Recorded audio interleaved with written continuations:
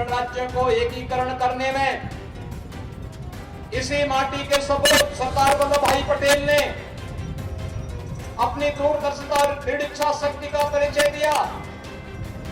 तो सन 2019 में कश्मीर से आतंकवाद की पर्याय बनी धारा 370 को हटाने के लिए प्रधानमंत्री मोदी जी के मार्गदर्शन में इसी धरती माटी के सपूत भारत के लोकप्रिय और यशस्वी गृह मंत्री श्री अमित भाई शाह जी ने जिस दृढ़ इच्छा शक्ति के साथ कश्मीर से धारा 370 को समाप्त किया है। भाइयों बहनों, आतंकवाद की ताबूत पर वह अंतिम कील है और आतंकवाद और नक्सलवाद का खात्मा हमेशा के लिए होगा। भाइयों बहनों,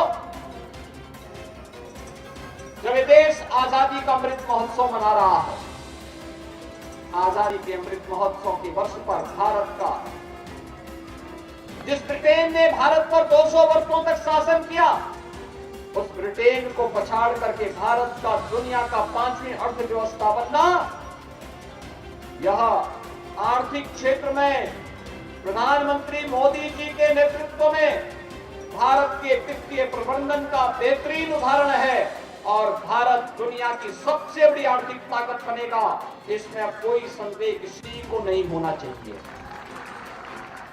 आज हर एक क्षेत्र में भारत आगे बढ़ रहा है और खासतौर पर बिना भेदभाव के शासन की योजनाओं का लाभ प्रत्येक तबके को मिलना और भारत का किसी भी जाति, किसी भी मत, किसी भी मजहब, किसी भी क्षेत्र, किसी भी भाषा का हो, बिना भेदभाव के शासन की योजनाओं का लाभ सबको मिल रहा है। हम विकास कराएंगे सबका, लेकिन तुष्टीकरण किसी का नहीं करेंगे। यह आज भारतीय जनता पार्टी का संकल्प है और प्रधानमंत्री मोदी जी के नेतृत्व में इसी संकल्प को लेकर के आज भारतीय जनता पार्टी कार्य कर रही है और मैं भी आज आपके बीच इसी संकल्प के साथ आया हूं।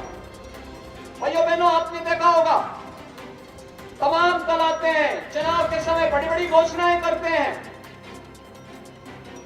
लेकिन जो संकट के समय आपका साथी है वही आपका सच्चा साथी है।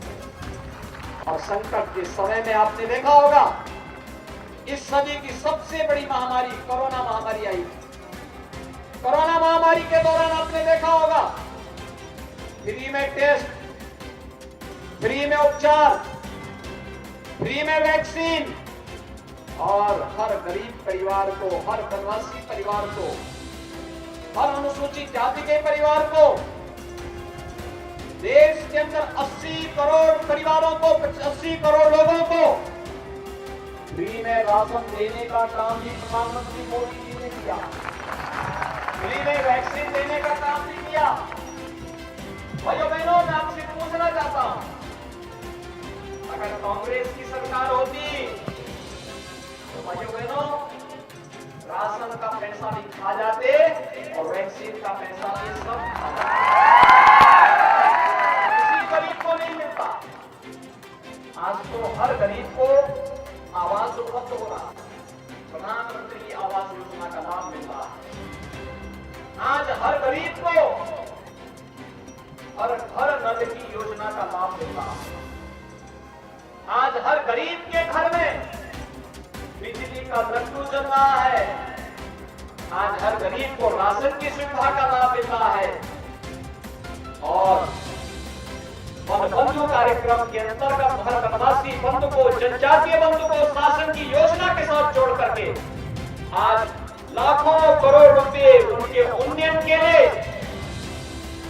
गुजरात के अंदर भूपेंद्र भाई पटेल के नेतृत्व की भारतीय जनता पार्टी की सरकार उनके उन्नयन के लिए कार्य कर रही है।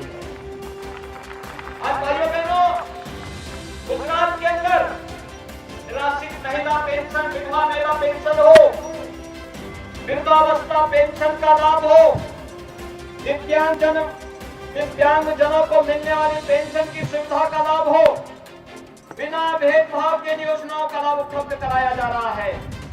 और यही नहीं, एक और भारत के सर्वोच्च संवैधानिक पद पर, देश के राष्ट्रपति के पद पर एक वनवासी और जनजातीय परिवार से जुड़ी हुई श्रीमती द्रौपदी मुर्मू जी को देश का राष्ट्रपति बना करके भारत का गौरव बढ़ाने का काम प्रधानमंत्री मोदी जी के नेतृत्व में हुआ है। तो दूसरी तरफ गुजरात के अंदर भगवान बिरसा मुंडा के नाम पर विश्वविद्यालय की स्थापना का कार्यक्रम भी उसी श्रृंखला का एक नया हिस्सा है। और इसलिए भाइयों बहनों, आज हम सब आपके पास आए हैं। मैं आप सबसे ये अपील करने के लिए आया हूं कि भाइयों बहनों, क्या कांग्रेस कश्मीर से धारा 370 को हटा पाती?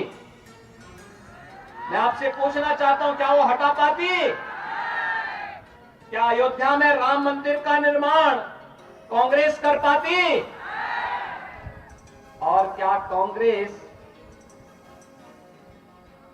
सरदार साहब का जो सबसे बड़ी प्रतिमा बनी है गुजरात में, प्रधानमंत्री मोदी जी ने बनाया है, क्या कांग्रेस बना पाती?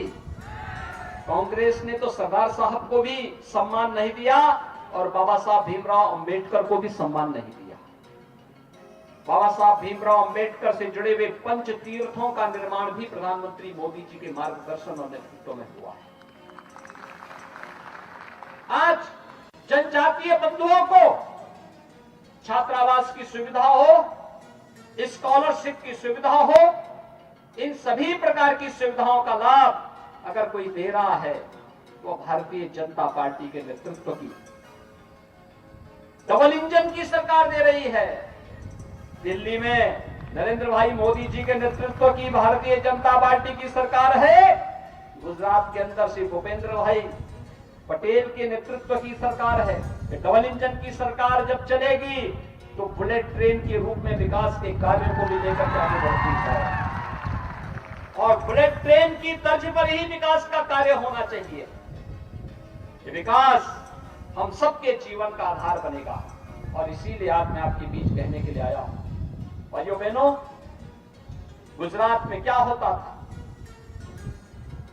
भारतीय जनता पार्टी की सरकार आने के पहले, नरेंद्र भाई मोदी जी के प्रधानमंत्री बनने के पहले, मुख्यमंत्री बनने के पहले गुजरात में क्या होता था? दंगे होते थे, कर्फ्यू लगता था, गुंडागर्दी चरम पर थी, अराजकता फैलाने का कार्य होता था, लूट खसोट थी। पिछले 20 वर्षों के अंदर गुजरात में कोई कर्फ्यू नहीं, कोई दंगा नहीं। गुजरात विकास के पथ पर आगे बढ़ रहा है, सुरक्षा का एक मॉडल दे रहा है, विकास का एक मॉडल दे रहा है, लोक कल्याण का एक मॉडल दे रहा है, नौजवानों के लिए नौकरी और रोजगार की सुविधा दे रहा है, अन्नदाता किसानों के लिए प्रधानमंत्री किसान सम्मान निधि का लाभ दे रहा है, महिलाओं के लिए स्वावलंबन के लिए अनेक कार्यक्रम चलाए जा रहे हैं। भाइयों बहनों, ये नए भारत का एक नया गुजरात है और इसीलिए तो हर गुजराती कह पड़ता है, जय जय गरवी गुजरात। और भाइयों बहनों, ये तब सार्थक होगा जब 7वीं बार भी कमल चुनाव चिन्ह की सरकार गुजरात के अंदर बनेगी।